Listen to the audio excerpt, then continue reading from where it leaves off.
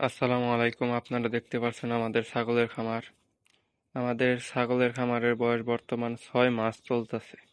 এই 6 মাসের মধ্যে আমরা ব্যাপক পরিমাণে লসের সম্মুখীন হই। তো এই লসের কারণ আমাদের অভিজ্ঞতার অভাব এবং সঠিক ব্যবস্থাপনার অভাব। আমাদের বেশিরভাগ লসই হয় বিভিন্ন কারণে। একটা হচ্ছে রোগ, আর একটা হচ্ছে সঠিক ব্যবস্থাপনা। আমাদের খামারে ভাইরাসজনিত রোগ হয়, পিপিআর, এফএমডি।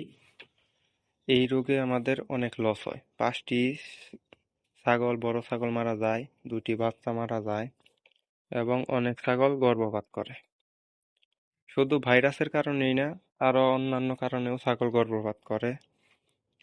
সে কারণ হচ্ছে এক ছাগল আরেক ছাগলের সাথে ডিভাডিভি করে গর্ভপাত করে।